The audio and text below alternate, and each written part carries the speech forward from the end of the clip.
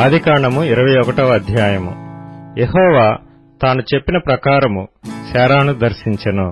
యెహోవా తానిచ్చిన మాట చొప్పున శారాను గూర్చి చేసెను. ఎట్లనగా దేవుడు అబ్రాహాముతో చెప్పిన నిర్ణయ కాలంలో శారా గర్భవతి అయి అతని ముసలితనమునందు అతనికి కుమారుని కనెను. అప్పుడు అబ్రాహాము తనకు పుట్టినవాడును తనకు శారా కనినవాడునైన తన కుమారునికి ఇస్సాకు అని పేరు పెట్టెను. మరియు దేవుడు అబ్రాహాముకు ఆజ్ఞాపించిన ప్రకారము అతడు 8 దినముల వాడైన ఇస్సాకు అను తన కుమారునికి సున్నతి చేసెను.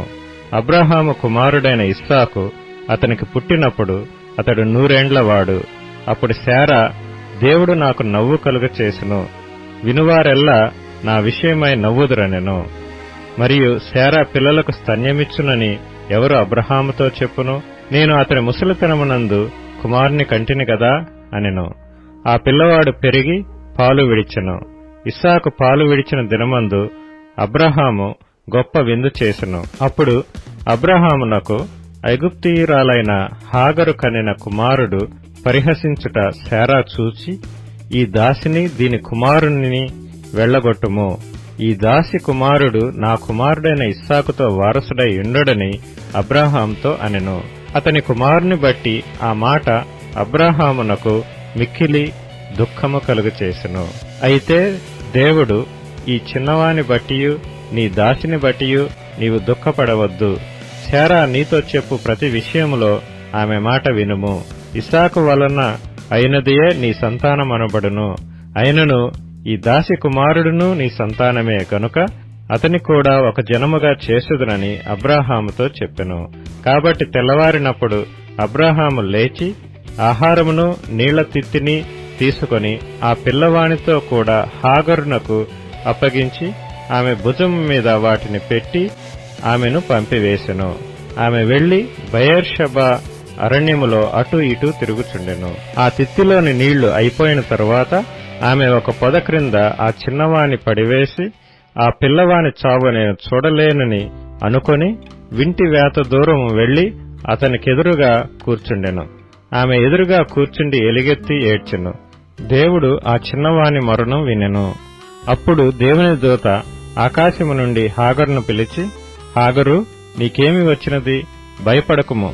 ఆ చిన్నవాడున్న చోట దేవుడు వాని స్వరము వినియున్నాడు. నీవు లేచి ఆ చిన్నవాణ్ణి లేవనెత్తి నీ చేత పట్టుకునుము, వానిని గొప్ప జనముగా చేసెదనని ఆమెతో అనెను.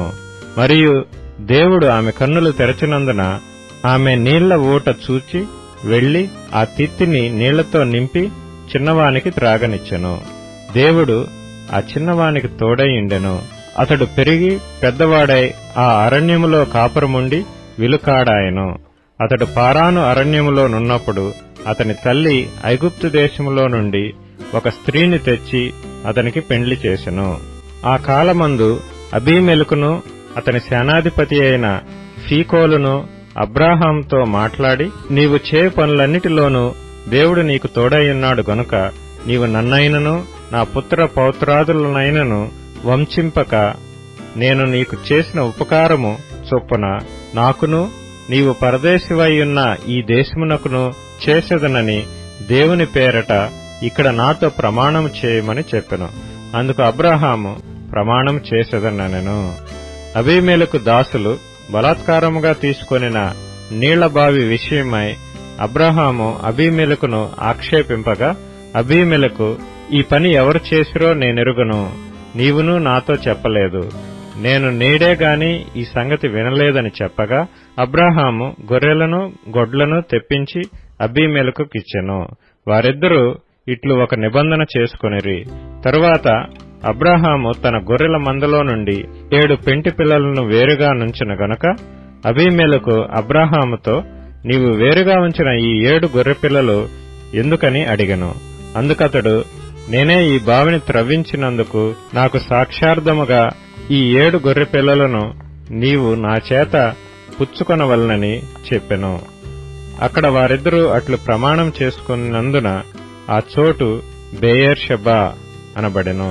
బెయేర్షెబాలో వారు అలాగు ఒక నిబంధన చేసుకున్న తరువాత అబీమెలెకు లేచి తన సేనాధిపతి అయిన ఫీకోలుతో ఫిలిష్తీయుల దేశమునకు తిరిగి వెళ్ళెను. అబ్రాహాము బెయేర్షెబాలో ఒక పిచుల వృక్షము నాటి అక్కడ నిత్యుడైన యెహోవా పేరట ప్రార్థన చేసెను. అబ్రాహాము ఫిలిష్తీయుల దేశంలో అనేక దినములు పరదేశిగా నుండెను.